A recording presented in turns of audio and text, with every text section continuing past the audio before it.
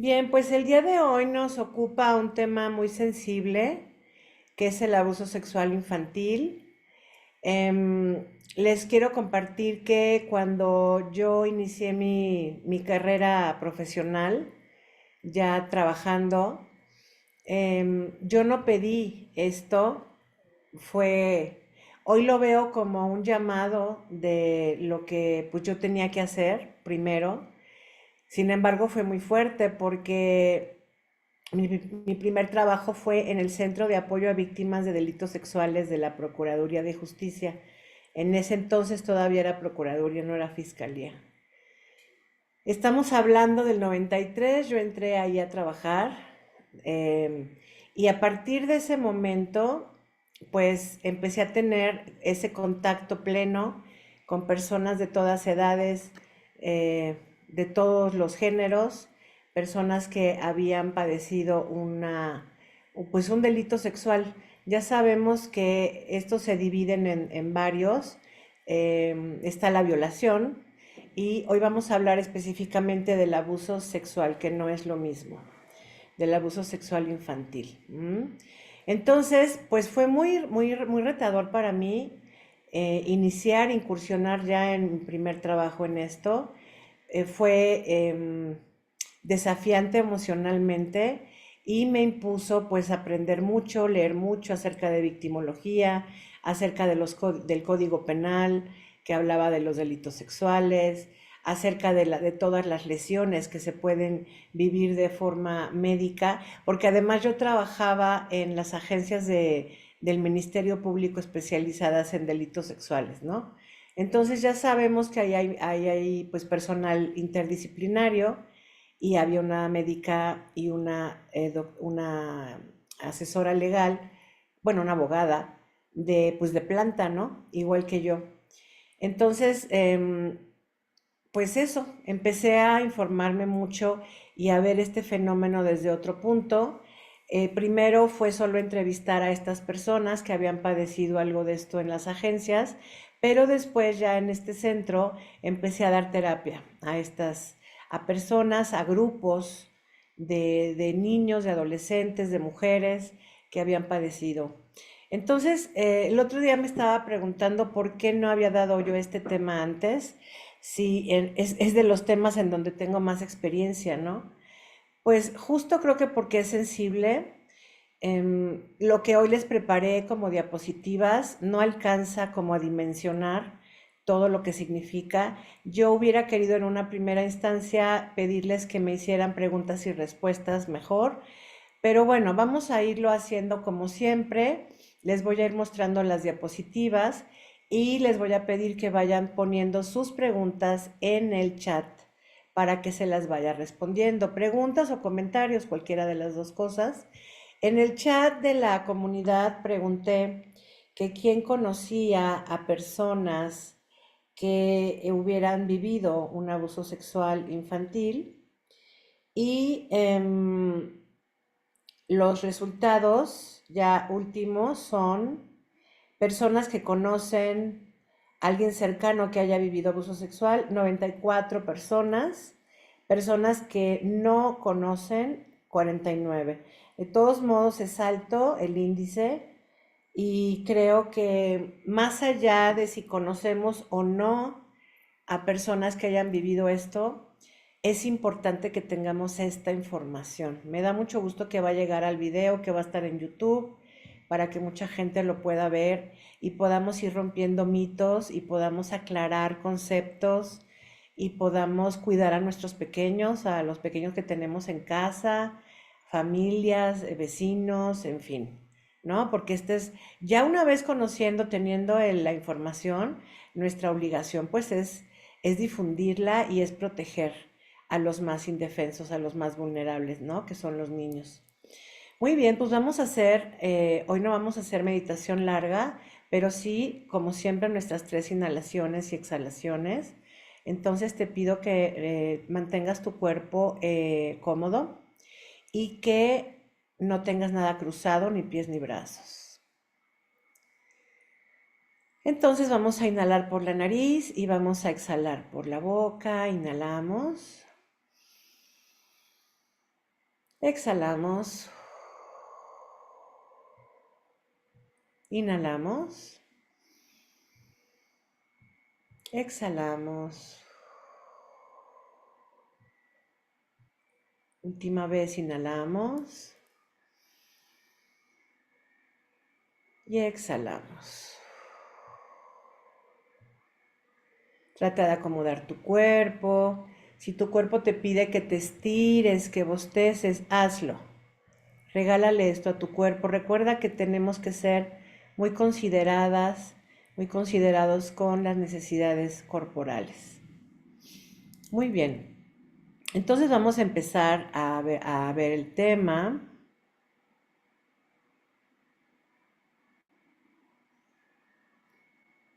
Muy bien.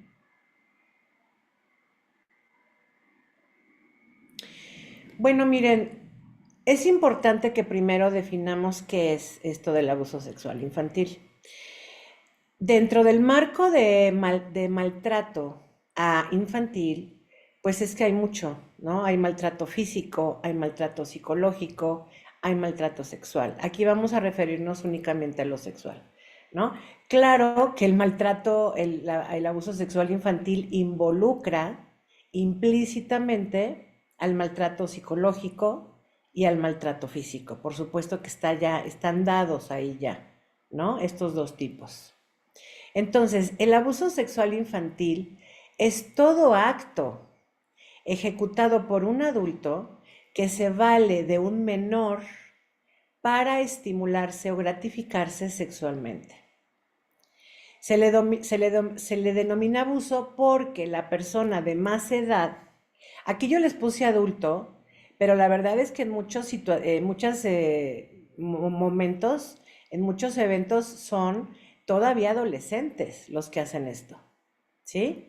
Se le denomina abuso porque la persona de más edad que los ejecuta sí sabe lo que está haciendo, mientras que los pequeños carecen de la madurez y desarrollo cognitivo necesario para evaluar su contenido y sus consecuencias. ¿Mm? Nada más por eso. Es un abuso porque siempre se realiza de una persona jerárquicamente o de más edad mayor, no necesariamente un adulto, como les decía. Entonces, en el área legal, por ejemplo, me acuerdo cuando yo trabajaba acá, que lo que no estaba a discusión era que los menores de edad no tienen manera de comprender el hecho, no saben lo que está pasando, no saben qué significa, pero sí perciben esta parte de molestia, esta parte de invasión a su cuerpo y esta parte de que eso no es algo bueno, porque está rodeado de secreto, de hacerlo en privado, de toda esta parte. No siempre, pero yo diría el 95% sí. ¿Mm? Ok. Entonces, vamos a hacer una diferenciación entre, porque esto yo lo he visto en consulta, durante mi práctica de terapia, muchas personas, mujeres, han confundido la exploración con el abuso sexual. Y ahí les va. La exploración tiene que ver con, y esto es algo, quiero de una vez informar que es algo completamente normal en las edades, ¿no? En las edades de los 5, o de los 4, 5, 6, 7, o sea, hasta como a los 11 años o 10 años, esto es completamente normal, en donde amiguitos o primos exploran ¿tú qué tienes? ¿Tú tienes vagina? ¿Tú tienes pene? Están reconociendo las diferencias de género físicas, o sea, las diferencias anatómicas, y entonces es como un poco la curiosidad de cómo es tu cosita, ¿no? Que le dicen luego cómo es tu parte o así. Entonces exploran esta parte. Pero aquí no hay un abuso, aquí hay exploración nada más. Es decir, de ninguna de las dos partes hay una intención de gratificarse sexualmente, como dice la definición. Ninguno de estos pequeños tiene esa intención, ese propósito. Aquí es meramente un acto de curiosidad infantil. ¿Mm? En cambio, acá en el abuso, fíjense que el chavo este está más grande.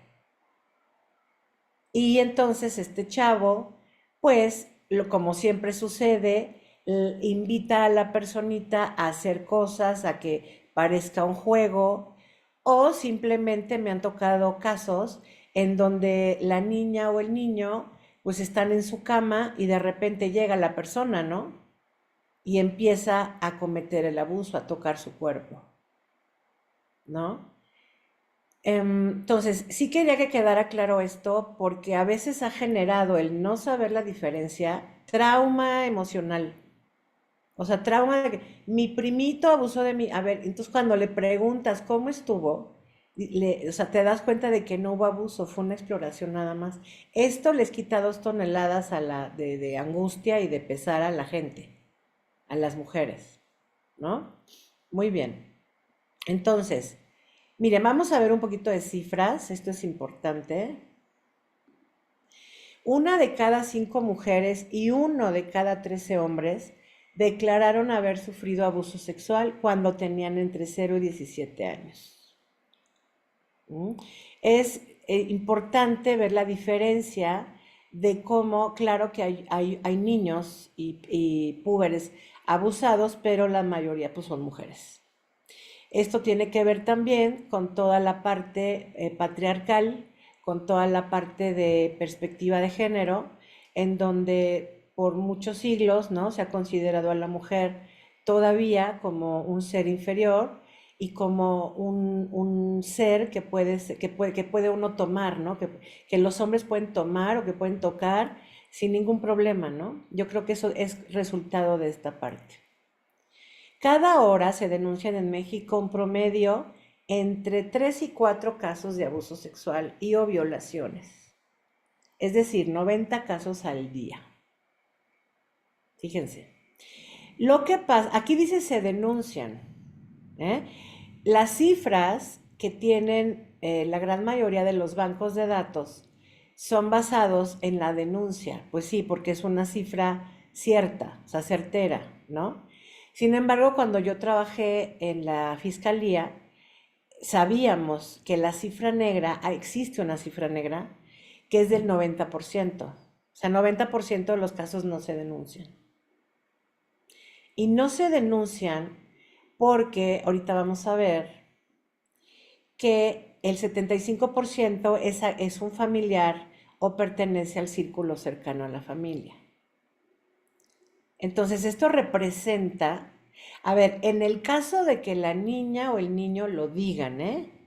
Porque la gran mayoría de casos que he tenido en terapia, pues ya son adultos.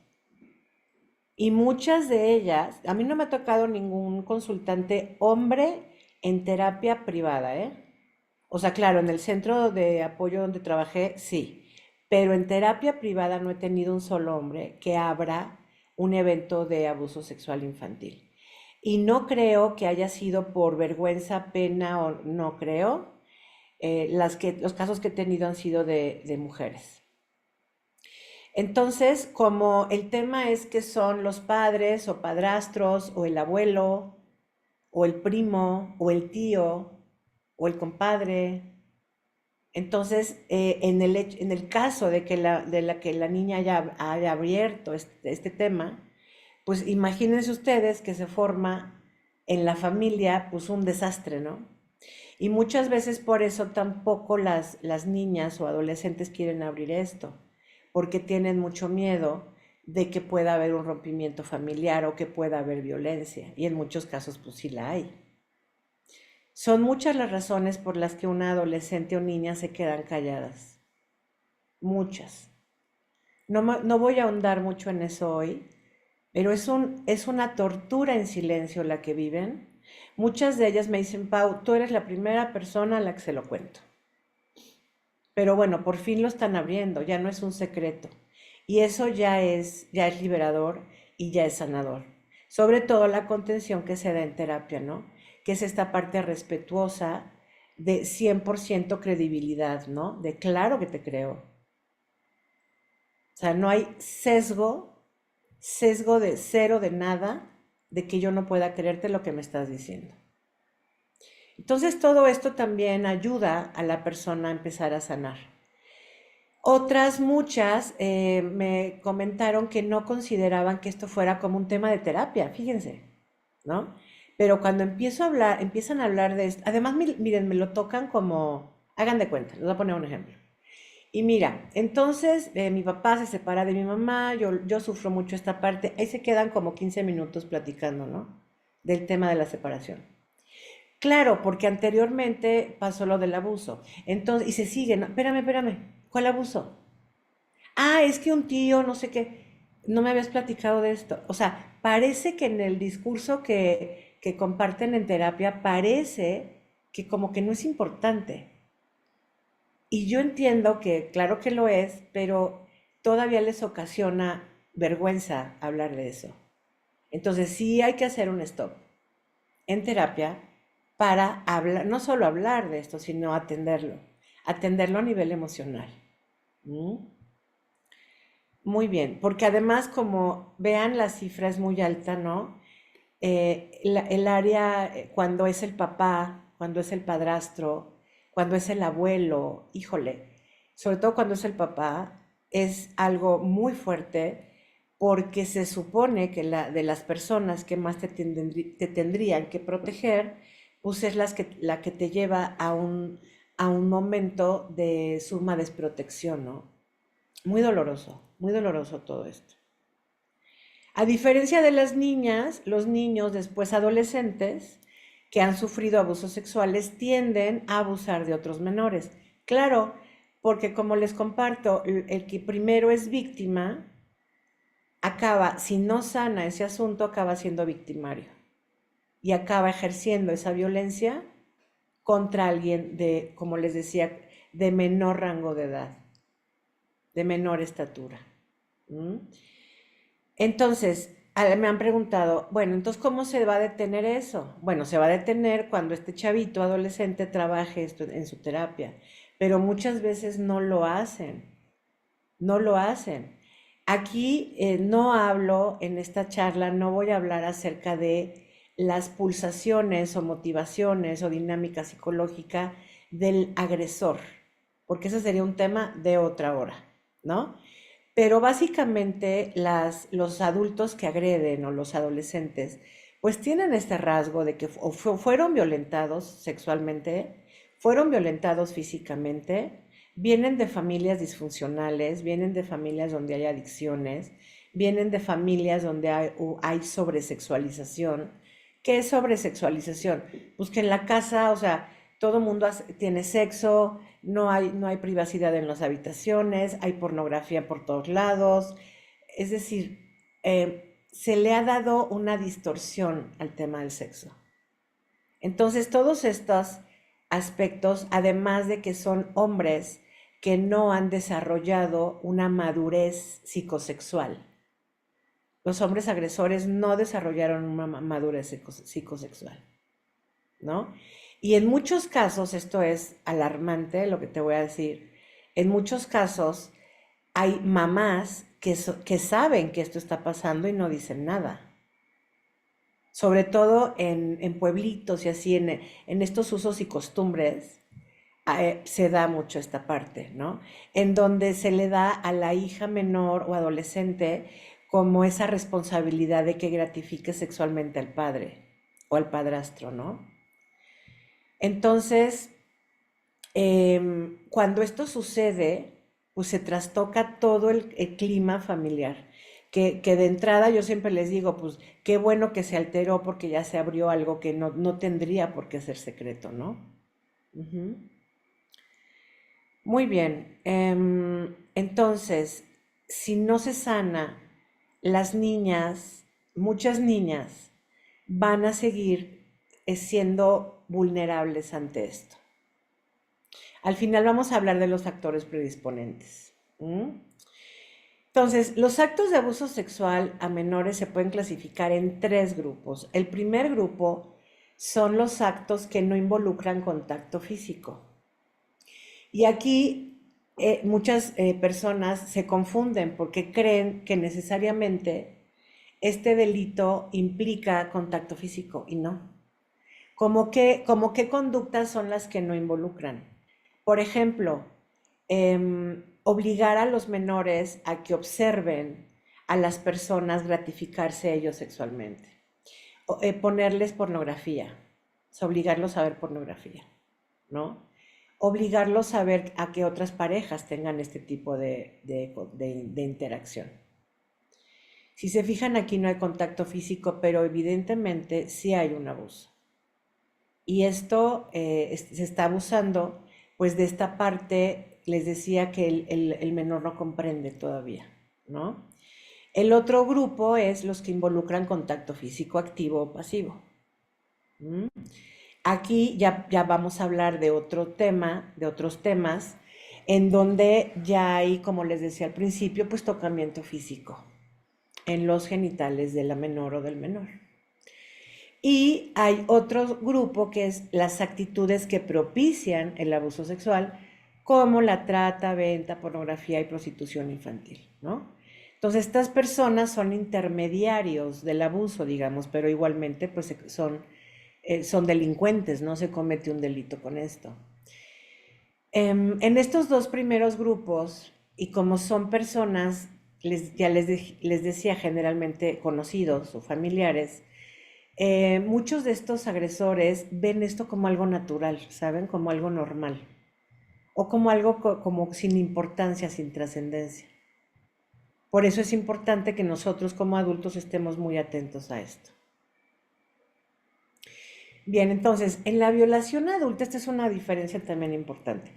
En la violación adulta se usa la fuerza física, pero acá, en el abuso sexual infantil, no. No se puede, no se podría.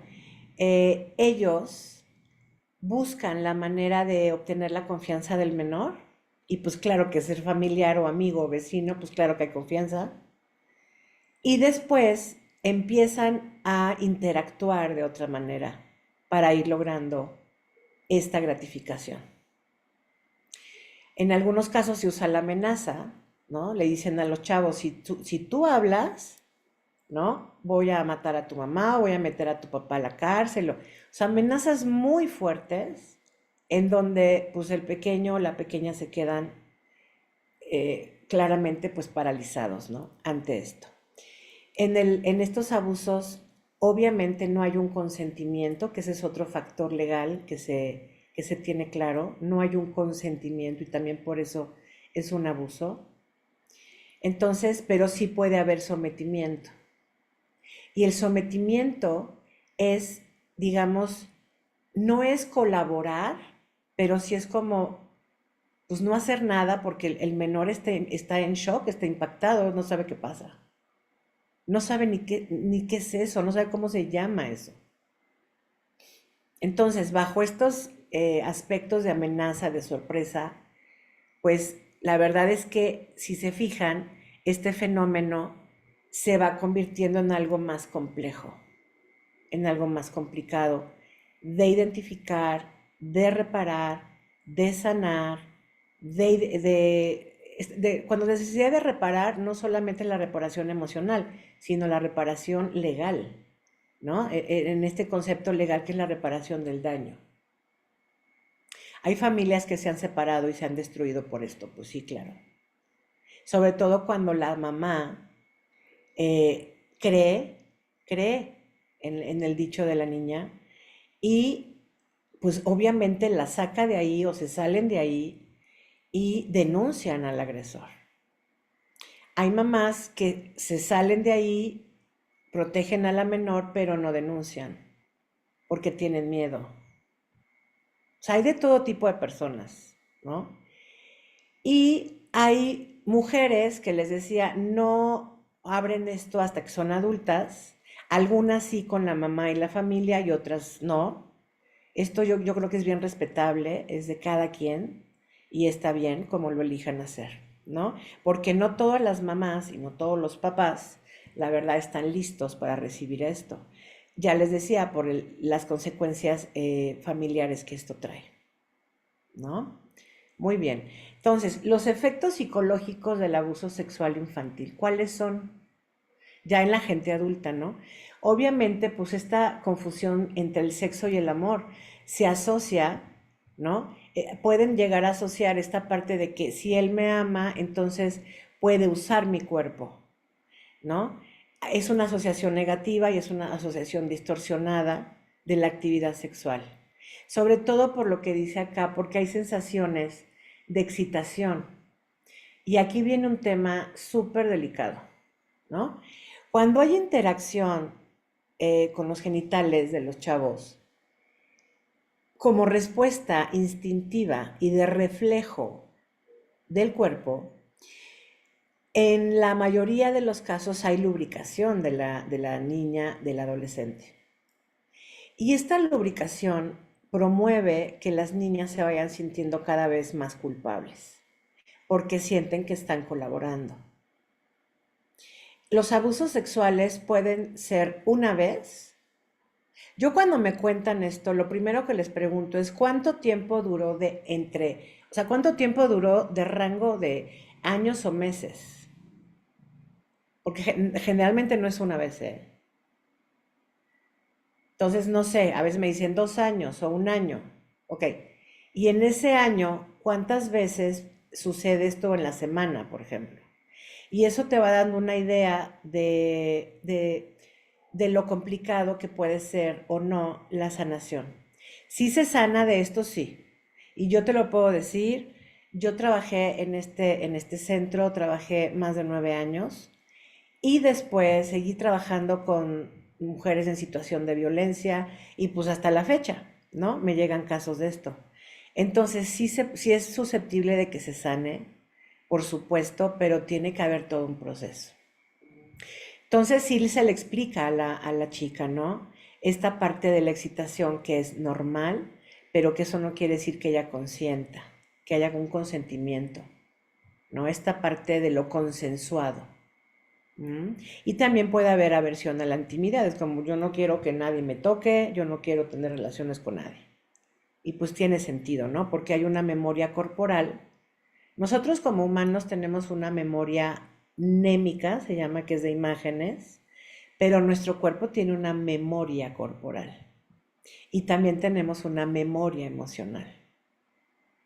Entonces, te voy a poner un ejemplo. Si en algún momento de mi vida mi mamá o mi papá me hacían así, como de ándale, y ándale, y ándale, y ándale, acá en las costillas, como empujándome a hacer algo, que eso es violencia, claro, pasa el tiempo, yo no trabajo eso, y si algún día un amigo me hace ese gesto en mi cuerpo, se va a despertar la violencia y el miedo y la furia, lo que la persona sintió allá. Eso es la memoria corporal. Entonces, en estos casos de abuso, el cuerpo responde con aversión, obviamente, porque empezaron a vivir como el despertar sexual de una manera muy violenta, de una manera muy desagradable. Y tiene sentido, ¿no? Otro factor psicológico que se crea es el impacto, ¿no? Se empieza a sentir culpa, vergüenza, baja autoestima, la sensación de ser diferente y de haber hecho algo mal, porque la culpa las acompaña todo el tiempo. Esto es algo súper triste, pero desgraciadamente así es, porque ellas sienten que colaboraron, ya les decía, o que pues, por lo menos participaron en eso, ¿no? Las manifestaciones conductuales son aislamiento, abuso del alcohol y drogas, intentos suicidas, conductas autodestructivas, claro, porque todo eso tiene que ver con culpa. Toda conducta autodestructiva que tenga conmigo tiene que ver con culpa y tendríamos que identificar de dónde viene. Pero aquí está muy claro, ¿no? De dónde viene. Y también hay mucha impotencia. Hay ansiedad, miedo, sensación de pobre eficacia, percepción de la persona como víctima, literal. Hay pesadillas, fobias, desórdenes de alimentación, depresión, fugas del hogar, sobre todo cuando la chica dijo esta parte y nadie le creyó, o a lo mejor le dijeron, ok, pero no es para tanto, o no hables de esto, o manténlo en secreto, y como la persona no puede con eso, pues necesita fugarse, ¿no? En este sentido, que también el abuso de alcohol y drogas es una fuga, ¿no? Esto yo creo que es importante. Claro que va a haber problemas en el estudio y vulnerabilidad a ser revictimizadas. Como está muy, muy presente esta parte de no resolución, también se busca a veces a la delincuencia, empiezan a delinquir como una forma de exponerse también al peligro, de ser castigadas, ¿saben? Esta es una cuestión inconsciente y que también es una conducta autodestructiva. Muy bien. Entonces, vamos a ver cuáles son algunas creencias que se pueden ir formando en esta parte del guión de vida al sufrir un abuso. Y son creencias pues también muy dolorosas, ¿no? Fíjense, tengo que esconderme para que no me vean, porque si me ven me pueden volver a hacer lo mismo. Entonces aquí se empieza a desarrollar el sobrepeso. Y el sobrepeso en estas edades bajo este abuso genera, por lo menos mentalmente o en ilusión, para estas chicas una sensación o ilusión de una muralla, como de grasita, ¿no? Que les representa protección, que siente que aleja a las personas de ella, ¿sí? Otra creencia es peligroso que alguien se acerque, mejor no intimar. Entonces tienen problemas de interacción social, de inseguridad, porque hay una distorsión cognitiva que sucede acá y que es que estas personas sienten que todos los demás, general, son personas que hacen daño. Han generalizado. Esto está mal o bien, pues ni mal ni bien, es lógico que desarrollen esto y finalmente es una conducta de sobrevivencia. No se puede confiar en nadie, o sea, pierden la confianza en el mundo, sobre todo cuando fue papá, padrastro o abuelos o tíos, ¿no? Pero sobre todo papá, padrastro o abuelos. Sienten un peligro constante alrededor de esto y para estar a salvo nadie puede verme. Entonces se aíslan. Son personas que se aíslan, que prefieren no ser como muy llamativos o muy interactivos en lo social para que no los vean. Pero al mismo tiempo pues se sufre mucho con esto. Porque ustedes saben que todos necesitamos esta parte de tribu, de ser social, de ser respetados, de pertenecer al grupo. Y creo que el primer grupo que se vulnera, el primer grupo que se rompe dentro de estas personitas es la familia, el concepto de familia como un núcleo de seguridad. Es lo primero que se vulnera. Entonces, si yo tengo ya instalada esta gran verdad, porque no es una idea, es una verdad, de que en mi familia no me siento segura, imagínense cómo se va a vivir esto en el mundo. Creo que tiene sentido.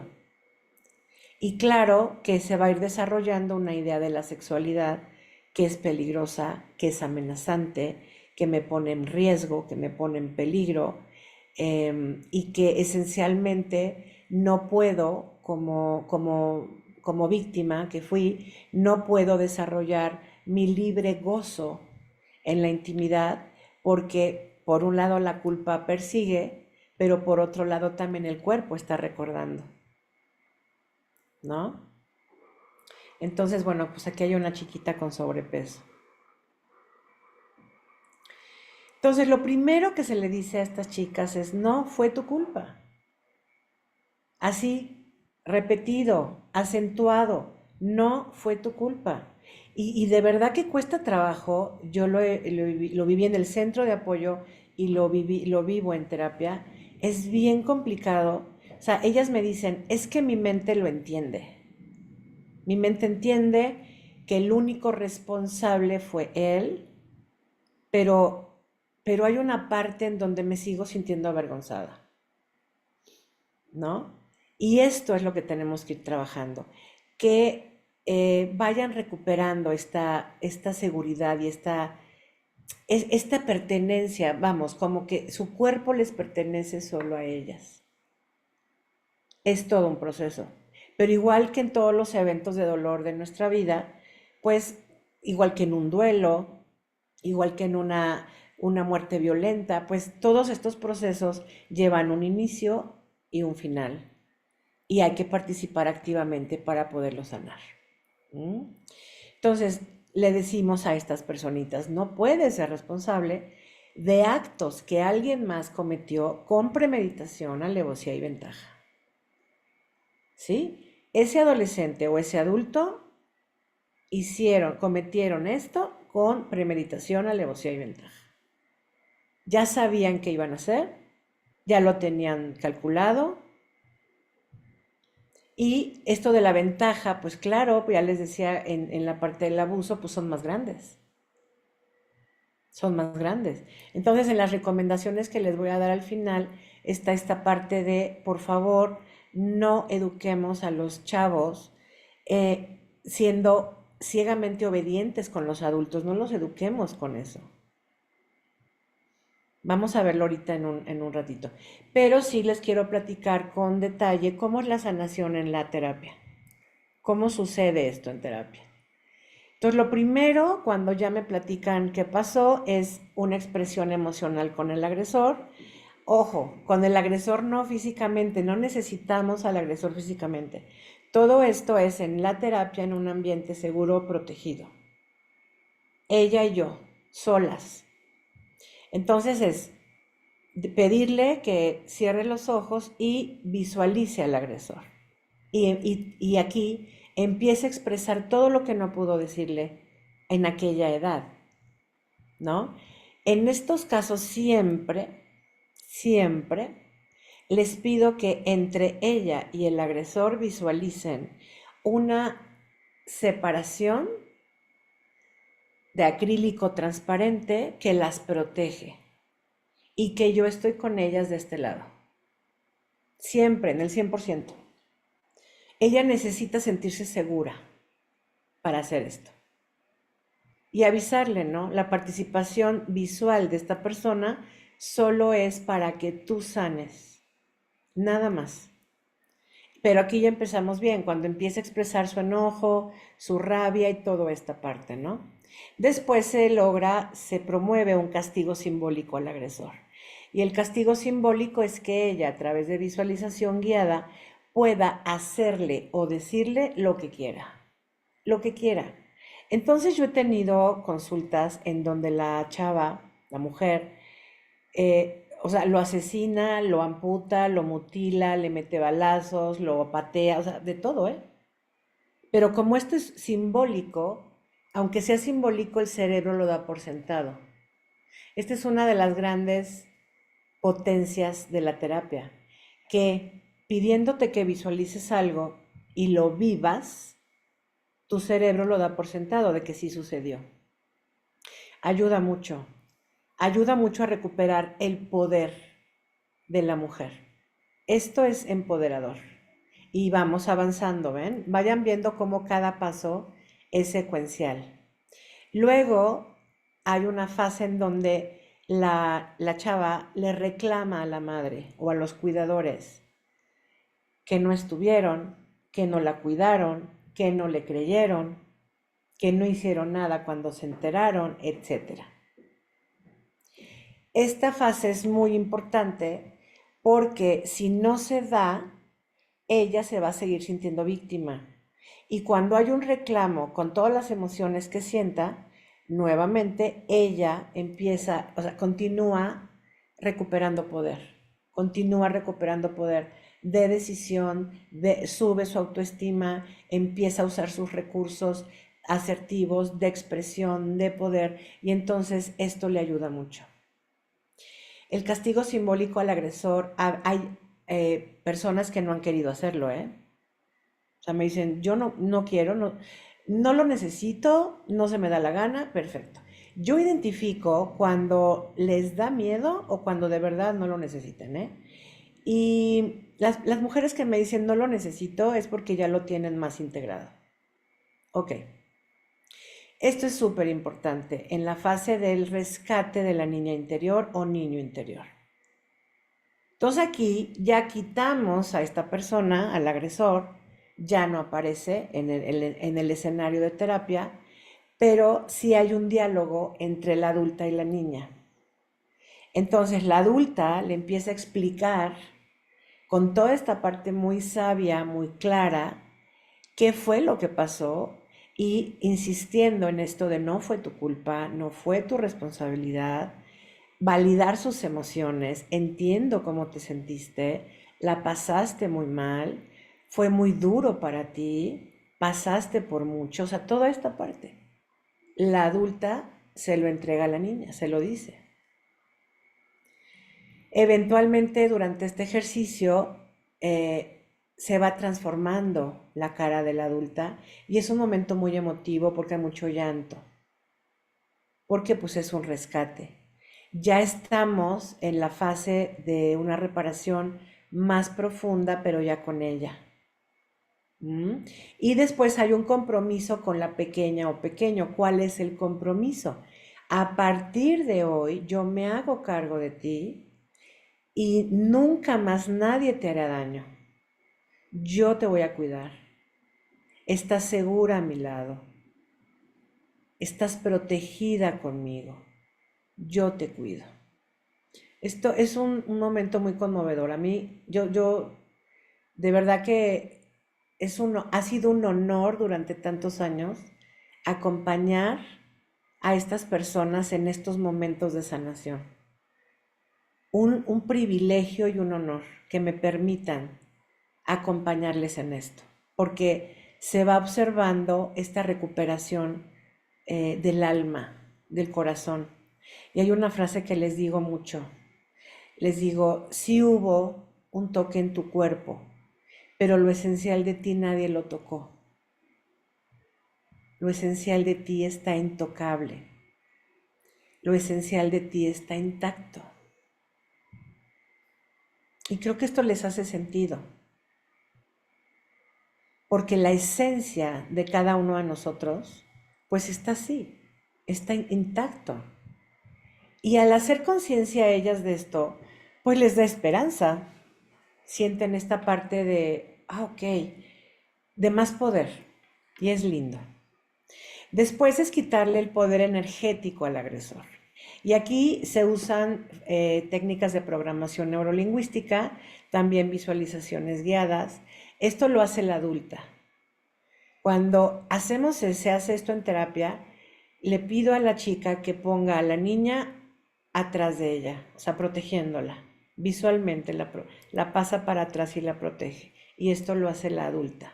¿Y cómo se le quita el poder? Hay varias maneras. Una de ellas es cambiarle de estatura a la persona y ponerlo muy chiquito. O sea, la mujer adulta y el hombre chiquito. Visualmente eso crea una disminución de poder. Y otra es también ponerle un color o ponerle un color muy neutral y ellas ponerse un color muy vivo y muy lleno de energía. Esa es otra. Otra es irlo desvaneciendo en la visualización o ver que se va alejando, alejando, alejando, alejando hasta que ya no lo ven. Eso es quitarle poder energético. ¿La sanación se hace en una sesión? No, se hace en varias y vamos viendo cómo va el progreso de su poder, de su autoestima, de su confianza con ella. Llega el momento del proceso de sanación en que la persona puede recordar el hecho, pero ya no con dolor, sino como un evento que sucedió solamente. Obviamente es bien importante trabajar con el cuerpo, porque ya les dije que hay memoria corporal. Entonces es también todo un trabajo de reconocer al cuerpo, de ser muy compasiva con la piel, de tratarse con amor, con ternura, con consideración, de ofrecerle una disculpa al cuerpo. Ya sabemos que ellas no son responsables, pero de todos modos vivieron algo duro. Entonces es como, lamento mucho que hayas vivido esto, lo siento mucho. Y todo es a nivel del cuerpo. Me acuerdo allá en el Centro de Apoyo a Víctimas, de delitos sexuales, hacíamos una dinámica que era con hojas de un árbol o de una planta. Entonces con la hojita se iban pasando la hojita por todo el cuerpo, reconociendo con mucha ternura, reconociendo su piel, reconociendo sus respuestas corporales y observando cómo ellas podían darse esta ternura y que ese recuerdo cada vez iba siendo menos potente, iba perdiendo más poder y que ellas iban adquiriendo más poder. Muy importante lo del trabajo corporal. Y también se hace el trabajo de psicomagia, que una es escribir en una piedra la experiencia, o sea, lo que me pasó, lo que le pasó a la chica, enterrar la piedra. Otra es escribir la experiencia y quemar la hoja y esas cenizas echarlas al viento. Otra es escribir las cosas que se van a devolver y guardarla. ¿Qué es esto de escribir las cosas que se van a devolver? Que me voy a devolver a mí si yo estoy sanando ese hecho en mi vida, ese hecho abusivo, me voy a devolver la importancia que tengo, me voy a devolver el valor que soy como persona, me voy a devolver la dignidad que tengo como persona, me voy a devolver los derechos que tengo como mujer. Todos esos aspectos me los voy a devolver, porque cuando sucede un evento de abuso, los chicos y adolescentes sienten que ya no están esos aspectos. Y no hay que permitir esto. Muy bien. Entonces, ¿cómo podemos cuidar a los pequeños? Bueno, lo más básico es súper importante que no les obliguemos a saludar a nadie, a abrazar o a besar. A nadie. Familia, amiga, a nadie. ¿Va? No los obliguemos, por favor.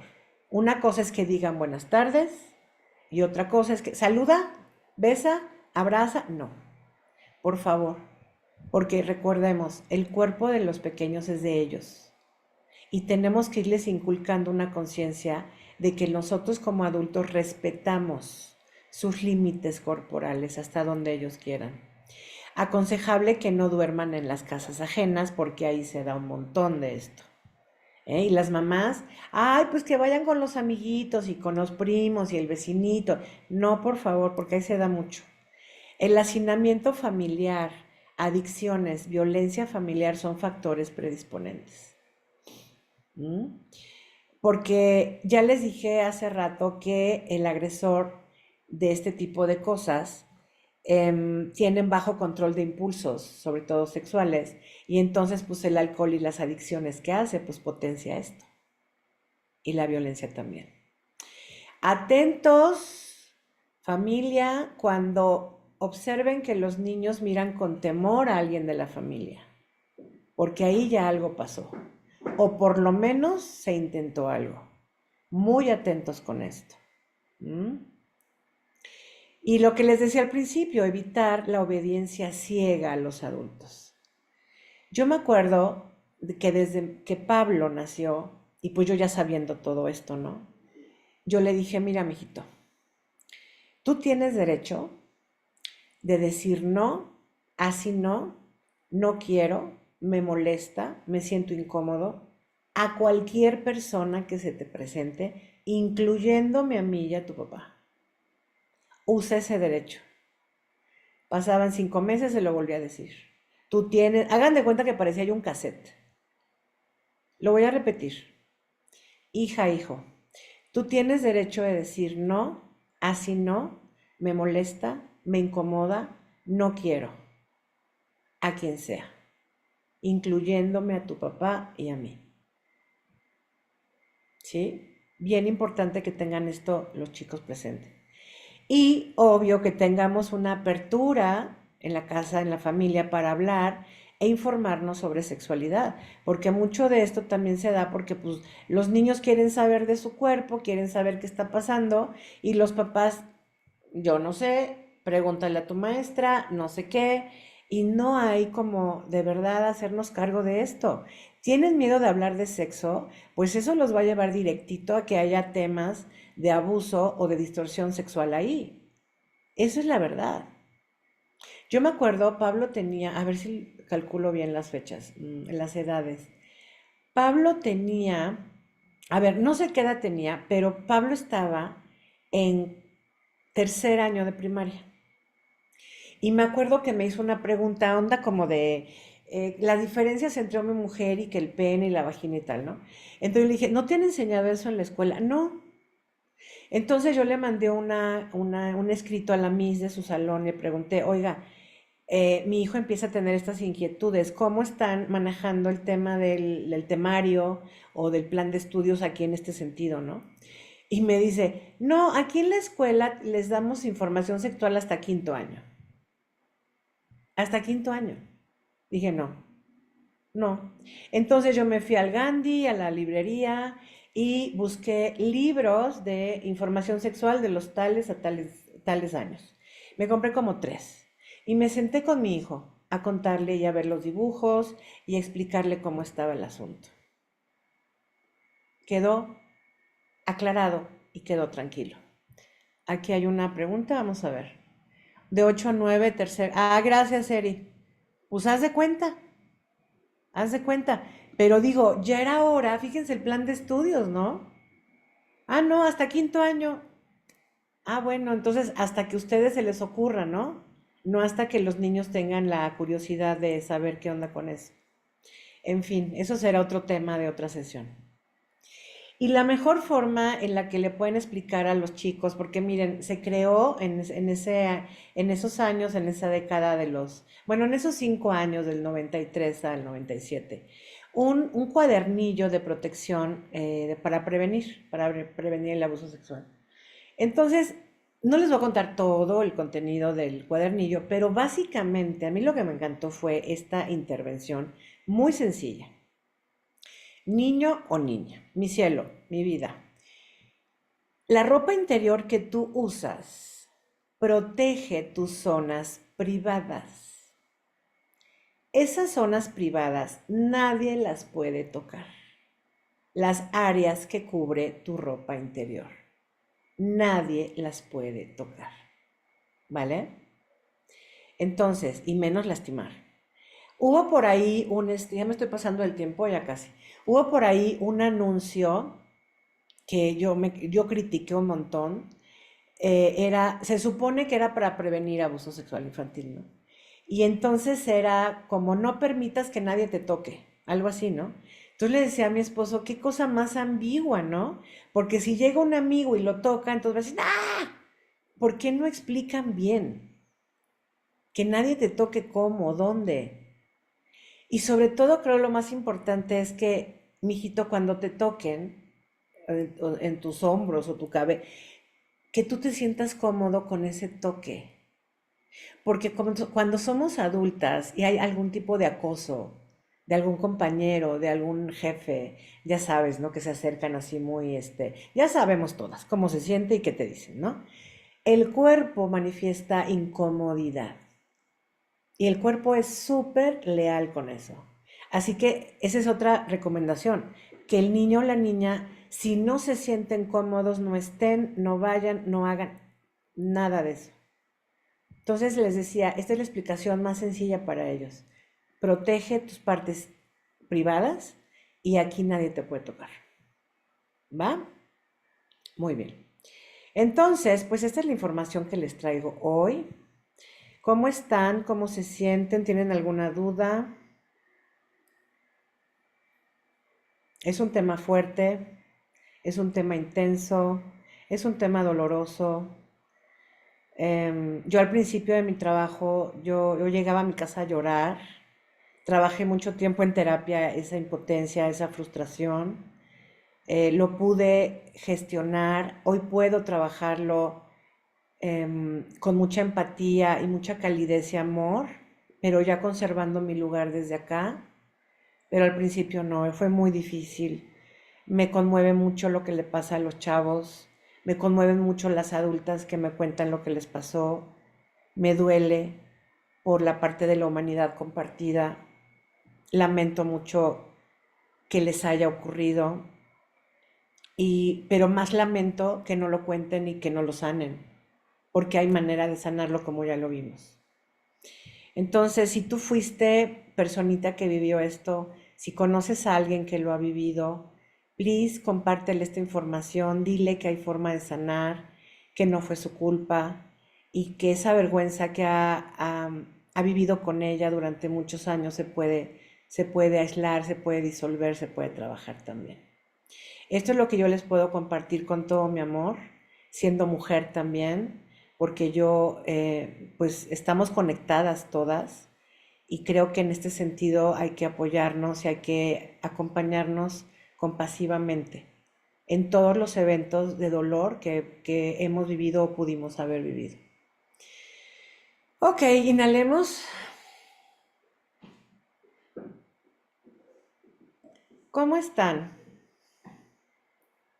Bien, Paul, o sea, sí es fuerte el tema, pero es necesario abrirse y que hay sanación, y a mí me consta que hay sanación. Mm. Y Laurita, gracias.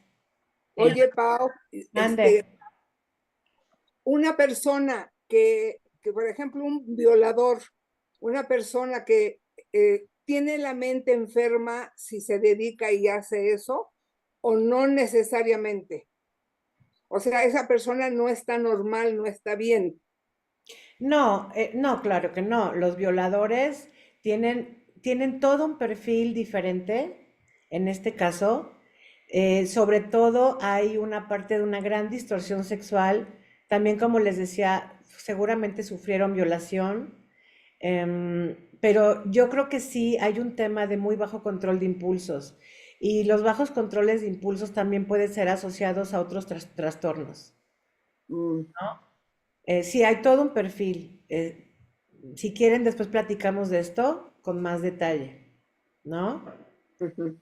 Pero sí, generalmente, recordemos algo, y cuando di el tema de violencia familiar acá en la sesión de la comunidad, les decía, cualquier persona que violenta fue violentada. O sea, esa es una regla. Es una regla. Nadie nace con esta parte aprendida de ejercer violencia psicológica, familiar, física o sexual con nadie. Nadie nace así. Se van adquiriendo estos patrones conforme la familia, sobre todo en el seno familiar, se van creando condiciones de hipersexualización, como ya les decía, o de no respetar los cuerpos, o de invadir los espacios del otro, porque finalmente el abuso es invadir tu espacio de cuerpo. O sea, Y, por ejemplo, las personas que son golpeadoras, los padres golpeadores, fueron también golpeados ellos de niños, sí, sin generalmente. duda, sin duda. Fueron víctimas directas o indirectas. Directos es que fueron muy maltratados por padre o madre, y o que vieron violencia en su casa. A lo mejor a ellos no les tocó el golpe físico, pero sí ver eso fue violencia psicológica y aprender a la violencia familiar como un estilo de relación, ¿no? Mm, ujú. Ujú. Recordemos Gracias. que cada quien hacemos lo que vimos. Copiamos. Pues sí, tristemente sí. Por eso los patrones de conducta que son tóxicos, que son violentos, esos hay que irlos trabajando. Justo, porque alguien que violenta de cualquier manera a otro no es feliz, ¿eh? Lo dije en esa sesión. Una persona que ejerce violencia no es feliz, pero no sabe resolverlo de otra forma. ¿Va? Ujú. Muy bien. Sigamos respirando, porque esto es fuerte. Muy bien, si no hay alguna otra pregunta, les pido que hoy, antes de dormir, se queden con esta conciencia les decía, de compartir la información y de cuidar nuestros cuerpos como adultas, de tener esta consideración siempre con nosotras, de que si algo le pasó a mi cuerpo, pues hay que sanarlo, hay que darnos ese amor y esa comprensión que si alguien no nos los dio cuando éramos niñas, pues nosotras no las podemos dar, ¿cierto? Eso ya nos toca a nosotras. Oigan, pues les mando un beso y un abrazo con muchísimo cariño a sus corazones, que duerman rico y nos vemos. Ah, de veras, les quiero avisar. Déjenme, voy a cerrar la sesión.